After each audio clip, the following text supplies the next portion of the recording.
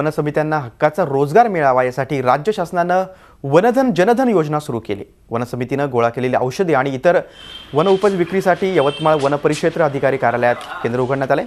संपन्न जंगलातील वनौषधींचं ब्रँडिंग करून त्याला बाजारपेठ उपलब्ध करून देण्यासाठी वन विभागाचा हा पहिलाच प्रयत्न आहे। शेतकऱ्यांना देखील वनौषधी लागवडीसाठी प्रोत्साहन दिले जाते।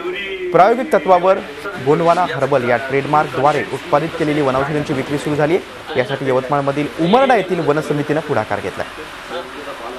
उमरडा येथील नर्सरी परिसरात वनौषधी आणि वन उपचार प्रक्रिया करण्यासाठी प्लांट देखील बसवण्यात आलाय।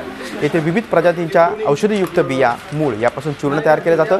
जंगलातील मध, फळ आणि बियांपासून काढलेलं तेल येथे विक्रीसाठी ठेवलं जातं। या वस्तूंना आता वाढती मागणी आहे। वनामधून निघणाऱ्या वस्तूची एक आज आपण दुकानाचं उद्घाटन केलं। वन जनधन योजनेच्या अंतर्गत जे दुकान सुरू झालेलं आहे, या अशाच प्रकारचे संपूर्ण महाराष्ट्रामध्ये वनामधून मिळणारं साहित्यिक वस्तू याची विक्रीसाठी सुरू व्हावं एवढ्या अपेक्षा करतो आणि शुभेच्छा देतो। वनामध्ये ज्या औषधी आहेत त्या उपयोगात केल्या, माणसाला जर वापरल्या तर त्याचा कोणताही साईड इफेक्ट होत नाही। केमिकलपेक्षा ते अत्यंत उपयुक्त आहे आणि ओरिजिनल फॉर्ममध्ये आहे।